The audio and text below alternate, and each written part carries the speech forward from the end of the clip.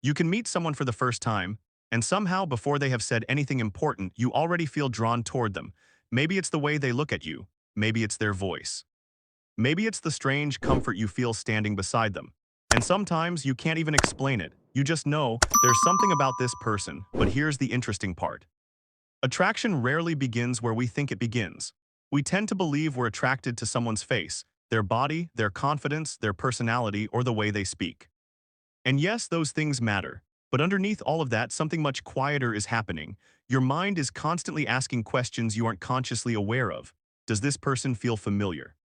Do I feel safe around them? Are they difficult to understand? Do they seem confident without needing approval? Do they make me feel seen? Do they possess something I secretly value?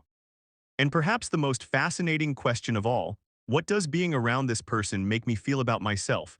Because attraction isn't simply about wanting another person. Sometimes. It's about wanting the version of yourself that seems to appear when you're around them. That's where attraction becomes much more complicated. You can meet someone who is objectively attractive and feel almost nothing. And then you meet someone who doesn't perfectly fit your usual preferences. But something about them stays in your mind for days. You remember a sentence they said, the way they smiled, the way they looked away, the moment they became unexpectedly vulnerable. You don't understand why you're thinking about them, but your brain may already have started building a story, and human beings are extremely attracted to stories, not necessarily perfect stories. Unfinished ones, stories with questions, stories with uncertainty, stories where something remains unknown. Think about someone who gives you everything immediately. They respond instantly. They explain every feeling. They make their interest completely obvious. There's comfort in that, but comfort and attraction aren't always the same thing. Now imagine someone else. They're warm, but they don't reveal everything. They're interested, but they still have a life outside of you. They listen carefully. They don't seem desperate to impress you. And every once in a while, you notice something about them that you didn't expect. Suddenly, there's curiosity, and curiosity has a strange relationship with attraction. Because when the mind doesn't have the complete picture, it starts filling in the missing pieces. This is one reason mystery can feel powerful, but mystery by itself isn't enough. If someone is distant, cold, or inconsistent, that doesn't automatically make them attractive. Sometimes it simply makes them emotionally unavailable, and that's an important distinction. Healthy attraction isn't created by manipulation. It doesn't require pretending not to care. It doesn't require ignoring someone's messages to make them chase you. And it certainly doesn't require becoming someone you're not. The deeper psychology is much more subtle. People are often drawn to someone who appears to have an inner world of their own. Someone who doesn't seem to be waiting for another person to give their life meaning. Someone who can enjoy connection without becoming dependent on it. There's something psychologically compelling about a person who seems complete before you arrive, because their interest feels like a choice, not a need, and that changes everything. Imagine meeting someone at a gathering. They aren't trying to become the center of attention. They aren't constantly checking whether people are impressed. They're simply present. They listen. They laugh when something is genuinely funny. They speak when they have something to say. And when they leave, you realize you barely noticed how much attention they were receiving. Yet somehow, you notice them. Why? Because confidence doesn't always announce itself. Sometimes confidence looks like comfort. Comfort with silence. Comfort with not being liked by everyone. Comfort with not having the perfect answer. Comfort with allowing another person to misunderstand you without immediately panicking. That kind of emotional stability can be deeply attractive. Because it communicates something without saying it. I don't need to control your perception of me, and that creates a completely different social energy. Now compare that with someone who constantly seeks reassurance. Did I say something wrong? Are you mad at me? Why did you take so long to reply? Do you still like me? At first, these questions may seem harmless, but over time, they can change the emotional atmosphere of a relationship. The other person stops feeling like they're simply connecting with you and starts feeling responsible for regulating your emotions. That doesn't mean reassurance is bad. Everyone needs reassurance sometimes. The problem is when attraction becomes dependent on constant confirmation, because the more desperately we try to secure someone's interest, the more we can accidentally make connection feel like pressure. And pressure often kills curiosity. This is why one of the most attractive qualities a person can develop isn't perfection. It's emotional self-possession, the ability to care without losing yourself, the ability to want someone without believing you need them to validate your worth, the ability to be vulnerable. without making vulnerability a demand. And that leads to another hidden layer of attraction. We are often attracted to emotional contrast. Someone can be confident and gentle, strong and playful, quiet but deeply expressive, independent but affectionate, serious in one moment and unexpectedly silly in the next. These contrasts make people feel dimensional. And dimensional people are interesting. Think about the people you remember most vividly. They probably weren't simply one thing, they had contradictions. Maybe someone seemed reserved at first, but once you spoke to them privately, they were incredibly warm. Maybe someone who appeared confident had a surprisingly sensitive side. Maybe someone who was usually serious had a ridiculous sense of humor that only appeared around people they trusted. Those moments can create intimacy because they feel like discoveries. You don't simply receive information about the person, you discover them, and discovery is one of the hidden engines of attraction. This is also why first impressions can be misleading. Sometimes we think attraction is immediate, but what we actually experience immediately is attention. Attraction can grow afterward. A person who seemed ordinary at first can become increasingly appealing as you learn more about them. Their intelligence becomes noticeable. Their kindness becomes visible. Their humor becomes familiar, their presence starts to feel comfortable, and eventually, their face itself can seem more attractive because your emotional association with them has changed. This is one reason attraction cannot always be reduced to physical appearance. The brain doesn't experience a face in complete isolation, it experiences the person attached to that face, the memories, the emotions, the conversations, the anticipation, the meaning, and this is where attraction becomes deeply personal. Two people can look at the same person and experience completely different levels of attraction. One sees someone ordinary, the other sees someone unforgettable. Why? Because attraction isn't simply happening to the person being observed. It's happening inside the observer. Your history matters, your experiences matter, your attachment patterns matter. Your expectations matter. Even what you learned about love while growing up can influence what feels familiar to you, and here's where things become uncomfortable. Sometimes we confuse familiarity with chemistry. A person can feel strangely magnetic because their behavior resembles something we've experienced before. Maybe they're emotionally distant. Maybe they give affection unpredictably. Maybe they become warm and then disappear. And because the pattern feels familiar, the nervous system may interpret the emotional intensity as attraction. But intensity isn't always intimacy. Anxiety isn't always chemistry, and uncertainty isn't always love.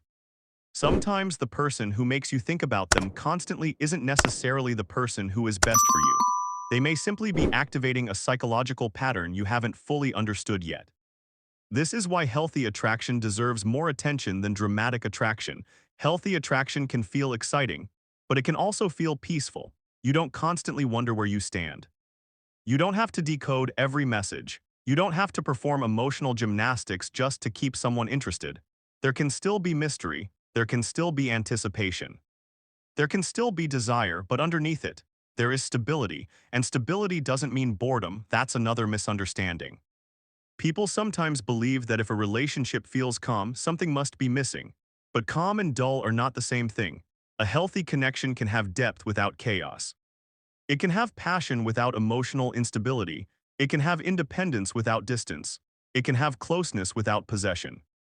And perhaps the most attractive thing two people can experience is the feeling that they can be fully themselves around each other. Because attraction often deepens when performance disappears.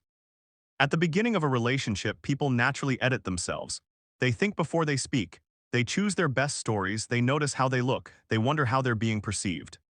That's normal, but eventually something changes. You stop trying to appear interesting and simply become interested. You stop trying to seem confident and become comfortable. You stop carefully managing every silence and let silence exist. That is often where genuine connection begins, because the other person finally gets to meet you. Not your carefully constructed version. You, and there is something deeply attractive about being around someone who doesn't seem to be performing. They don't need to constantly prove their intelligence. They don't need to dominate conversations. They don't need to make themselves mysterious. They aren't trying to create an impression. They're simply present, and presence is powerful. Think about how rare real attention has become. Someone puts their phone away, they look at you when you're speaking. They remember something you mentioned weeks ago. They ask a follow-up question because they genuinely want to understand. They don't immediately turn your story into a story about themselves. That kind of attention can feel intimate, even when the conversation is completely ordinary, because being seen is one of the deepest human experiences. And sometimes attraction begins when someone makes us feel interesting, not because they flatter us, but because they actually notice us. They notice the small things, the pause before we answer, the way our voice changes when we talk about something we care about, the expression we make when we're pretending we're fine, and when someone sees those things without judgment. We may begin to associate their presence with emotional safety. That can be incredibly powerful, but there's another side to this. Sometimes people become attracted not because someone makes them feel safe, but because someone makes them feel challenged, and challenge can be attractive when it's healthy. Someone who has their own opinions, someone who doesn't automatically agree, someone who encourages you to think differently, someone who respects your boundaries while maintaining their own. That kind of person doesn't simply mirror you, they expand your world, and psychologically that's important. We tend to value experiences that change us. A person who introduces you to a new way of thinking can become associated with growth, and then you may start missing not only the person, but the mental world that existed when you were around them. That's why some people remain memorable long after the relationship ends. You may not even want them back, but you miss who you were when you were with them. Maybe you were more adventurous, more confident, more playful, more curious, more emotionally open. And this brings us back to one of the deepest truths about attraction. Sometimes we aren't simply attracted to another person. We're attracted to what becomes possible inside ourselves around them.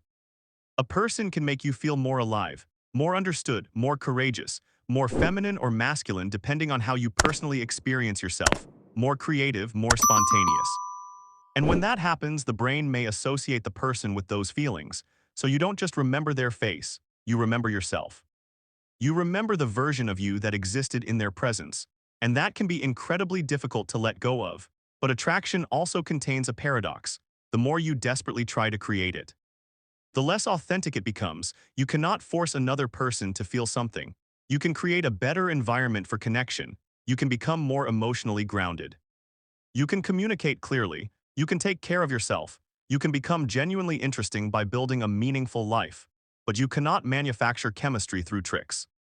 And perhaps that's why the most powerful approach to attraction is not learning how to make everyone want you.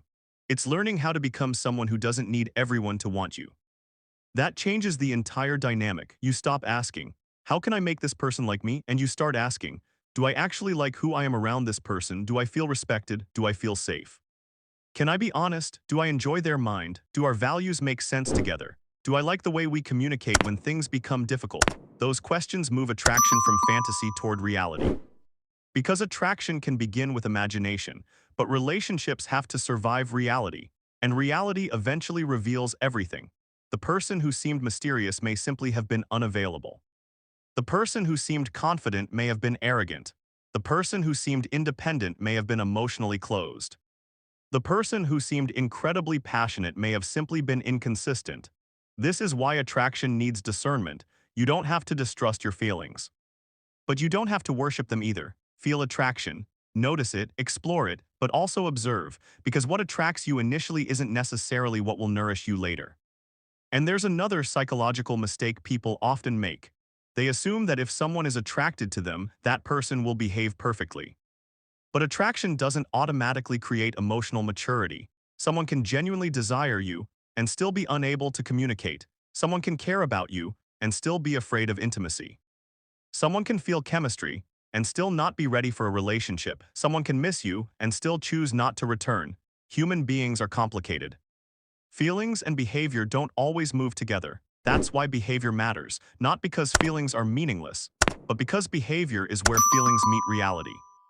If someone says they care but repeatedly treats you with disrespect, the explanation doesn't erase the impact. If someone says they're interested but never makes space for you, the attraction may exist, but the relationship still may not work, and this distinction can save people from years of confusion. You don't need to solve the mystery of someone's feelings if their behavior already tells you what you need to know. Now, think about the role of physical attraction. Of course, appearance matters. Pretending otherwise would be unrealistic. Humans naturally notice physical features, but even physical attraction is more flexible than people realize. What someone finds beautiful isn't simply a universal calculation. It's shaped by culture, personal history, memories, associations, and individual preference. And over time, emotional connection can change physical perception. Someone you've grown deeply attached to can become more attractive to you simply because their presence carries meaning. A familiar smile becomes beautiful. A certain voice becomes comforting. A particular expression becomes irresistible. The physical feature itself may not have changed. Your emotional experience of it has. That's the hidden part. Attraction is not only about what we see, it's about what we see means to us. A look can communicate confidence. A smile can communicate warmth. Posture can communicate comfort. Eye contact can communicate attention, but none of these signals exists in isolation. Context changes everything. The same silence can feel mysterious with one person and uncomfortable with another. The same eye contact can feel intimate or intrusive. The same confidence can feel attractive or arrogant. The same independence can feel healthy or emotionally distant. Meaning comes from the whole pattern. That's why trying to memorize a list of attraction tricks misses the point. Human beings aren't machines. There isn't a secret button that makes someone fall in love. There are patterns, there are tendencies, there are emotional dynamics. But there is always another human being on the other side. And that human being has a history you don't completely know. They carry fears you can't see. They have memories that shaped what feels safe to them. They have expectations about relationships. They may be healing from something. They may not even understand their own attraction. Sometimes. A person doesn't pull away because they don't care. They pull away because caring makes them vulnerable. But sometimes they pull away because they simply aren't interested. The mature response isn't to create an elaborate psychological theory to explain everything. It's to leave room for uncertainty. You don't always know, and that's okay. Because one of the healthiest forms of attraction is the ability to remain curious without becoming obsessive. You can wonder about someone without building an entire relationship inside your head. You can enjoy a connection without turning every text message into evidence.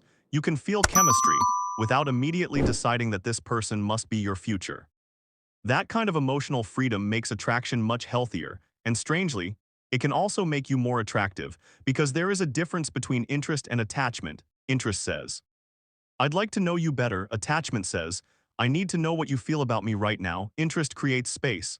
Attachment can create pressure. And space allows two people to discover each other naturally. This doesn't mean playing hard to get. It means having a life that doesn't collapse when someone becomes unavailable. It means your identity remains intact. Your friendships remain, your interests remain, your goals remain, your sense of humor remains, your self-respect remains.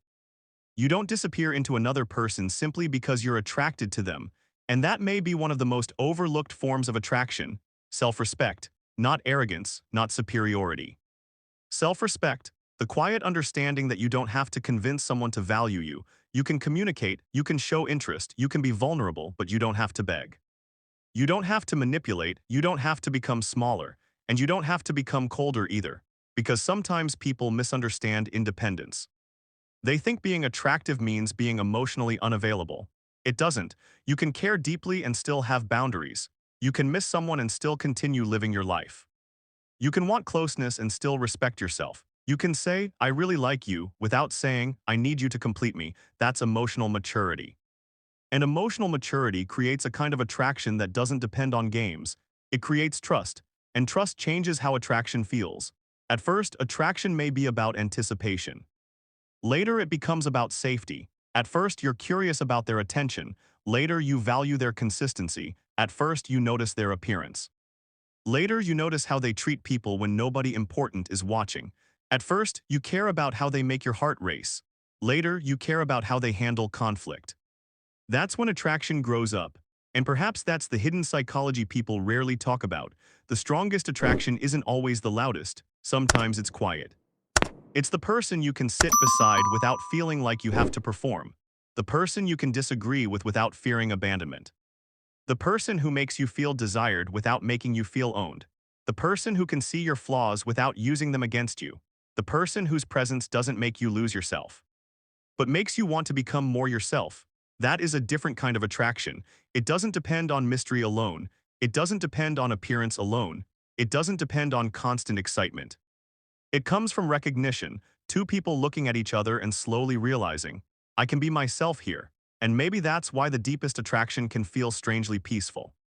Because underneath all the chemistry, underneath the anticipation, underneath the physical desire, there is a much simpler human need to be seen, to be chosen, to be understood. And to be free while being loved. So the next time you feel drawn towards someone, don't only ask yourself why you find them attractive, ask a deeper question. What happens to me when I'm around them? Do I become more honest, more anxious, more confident, more insecure, more playful, more afraid? Do I feel like I can breathe? Or do I feel like I'm constantly trying to earn their attention? Because your attraction can teach you something about the other person, but it can also teach you something about yourself. It can reveal what you value, what you fear, what you recognize, what you crave, and sometimes, what you still need to heal. The goal isn't to eliminate attraction, it's to understand it. Because when you understand what pulls you towards someone, you become less controlled by the feeling. You can appreciate chemistry without confusing it with compatibility. You can appreciate mystery without chasing emotional unavailability. You can enjoy desire without abandoning your self-respect. And you can love someone deeply without losing sight of who you are. Maybe that's the real secret behind attraction. It's not about becoming impossible to resist. It's about becoming honest enough to recognize what you are actually being drawn toward. Because sometimes, the person you're attracted to isn't simply reflecting what you want in another human being. They're reflecting a part of yourself you've been trying to find. And when you finally understand that, attraction stops being just a mysterious feeling. It becomes a mirror showing you what your mind notices, what your heart longs for, and what kind of connection allows you to feel most alive. And perhaps the most beautiful kind of attraction isn't the one that makes you lose yourself in someone. It's the one that makes you feel more completely yourself while standing beside them. If this made you see attraction, relationships, and human behavior a little differently, you'll probably enjoy the deeper conversations we explore here at NEXMIND Core. Because sometimes understanding the mind doesn't change the people around you, it changes the way you see them. And once you see that clearly, you may never experience attraction quite the same way again.